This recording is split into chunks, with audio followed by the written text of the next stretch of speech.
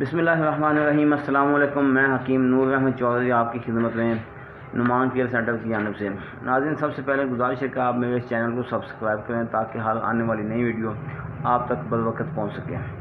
ناظرین، مختلف جتنی بھی ویڈیوز ہیں اس سے ہٹ کے یہ مردانہ طاقت سے متعلق ویڈیو ہم بنا رہے ہیں۔ آپ کو اس بات کا علم ہونا چاہیے کہ جو ویڈیو ہم بنا رہے ہیں پچھلی ویڈیو سے زیادہ مختلف ہوتی ہے، کیونکہ ایک ہی قسم کی نہیں ہوتی ہے۔ ہاں، موضوع تقریباً ایک ہوتا ہے، یعنی کہ مردانہ کمزوری۔ اس میں مختلف اجزاء مختلف طریقے کے ساتھ میڈیسن بنائی جاتی ہے۔ ہر میڈیسن بنانے کا الگ الگ نسخہ ہوتا ہے، الگ الگ طریقہ ہوتا ہے۔ تو آپ کو دکھانے کا مقصد یہ ہے کہ آپ جو میڈیسن استعمال کریں یا دیکھیں، آپ کو پتہ ہونا چاہیے اس میڈیسن میں کتنی جان ہے، اور جو دوسری میڈیسن جس کی ویڈیو ہم نے بنائی اس میں کتنی۔ پھر آپ کا جو دل چاہے گا وہ آپ نسخہ استعمال کر سکتے ہیں۔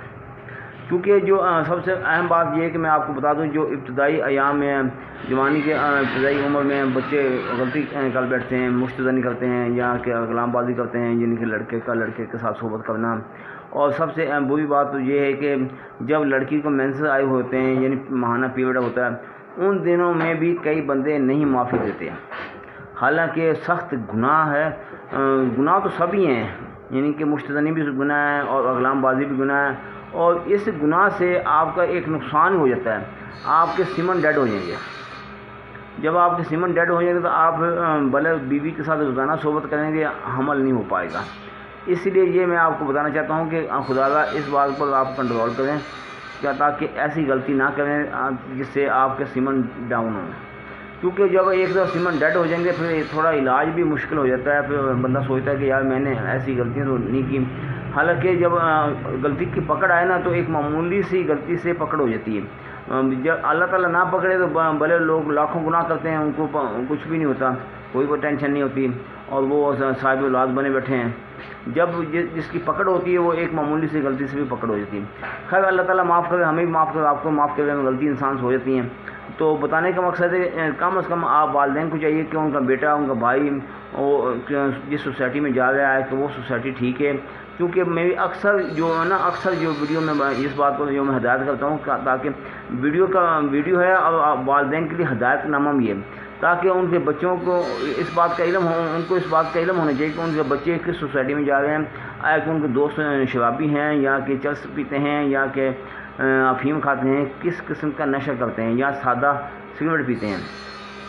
ہوتا یہ ہے کہ جو بندہ ابتدائی ایام میں ایک معمولی سے نشہ استعمال کرتا ہے، پھر بڑھتا اینڈ پر یعنی کہ اللہ تعالیٰ معاف کرے ہیروئن تک جا پہنچتا ہے۔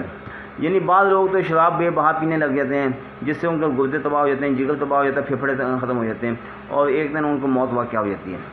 دوسری نوعیت ہے افیم کھانے والی۔ افیم کھانے والے کا میدا اتنا ڈسٹرب ہوتا ہے، قبض انتہا درج ہو جاتی ہے، اگر وہ افیم نہ کھائے گا چل پھر نہیں سکتا۔ ہاں، افیم کھانے والے کو لوگ کہتے ہیں یار یہ کوئی اتنا خاص نشہ برا نہیں ہے۔ میں آپ کو بتا دوں، نشہ بھلے کوئی بھی ہے، چھوٹا ہے بڑا، سب نشے ہیں اور سب کو اسلام میں منع فرمایا گیا ہے۔ اور اس کے بعد آ جاتی چرس۔ بعض لوگ سگریٹ میں ملا کر چرس بھی استعمال کرتے ہیں اور کہتے ہیں یہ تو یار نشہ نہیں، یہ تو بس درویشی لائن ہے، یہ وہ، یعنی مختلف حال بنے کا اپنا ایک عقیدہ ہوتا ہے۔ میں کہتا ہوں کہ یہ بھائی بھلے چرس ہے، نشہ ہے، اسلام میں کسی بھی نشے کی اجازت نہیں ہے۔ اللہ تعالیٰ سب کو ہدایت عطا فرمائے۔ تو بات کرنے کا مقصد یہ جو ویڈیو میں آپ کو دکھا رہا ہوں، یہ ویڈیو آپ کو مردانہ طاقت کو مکمل کنٹرول کرے گی۔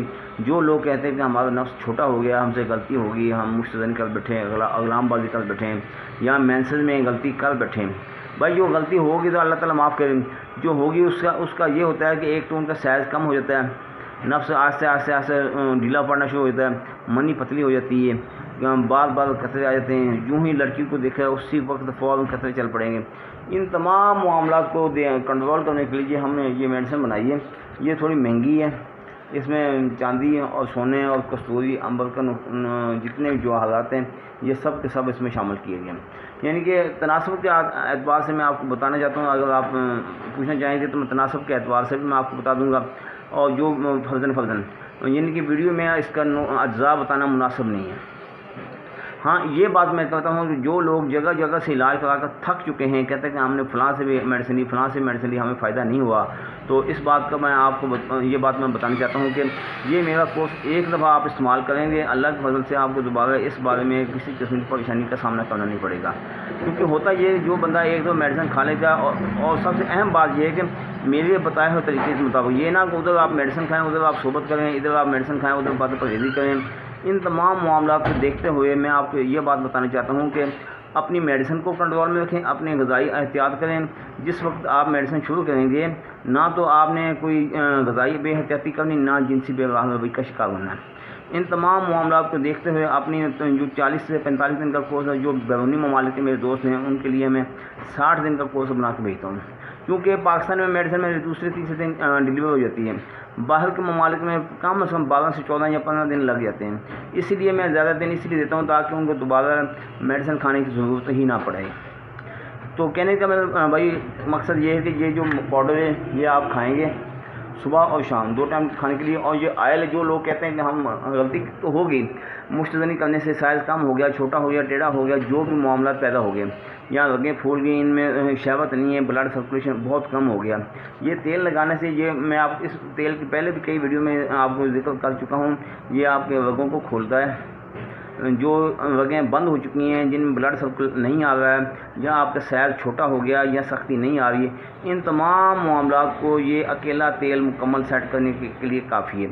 اور اگر اس کے ساتھ یہ نسخہ کھائیں گے اور تیل استعمال کریں گے، اللہ کے فضل سے آپ کو دوبارہ علاج کی ضرورت نہیں ہوگی، کیونکہ جگہ جگہ سے بار بار آپ علاج کرانے سے بہتر ہے ایک دم علاج کروا لیں۔ سب سے اہم بات یہ ہے کہ جس سے بھی آپ علاج کریں، آپ کو اس بات کا علم ہونا چاہیے کہ وہ آئے کہ کوالیفائڈ طبیب ہے یا عطائی ہے۔ اس بات کی تسلی کرنے کے بعد آپ علاج کریں۔ اللہ تعالیٰ آپ کا ہمارا حامی ناصر۔ اپنا خیال رکھیے گا۔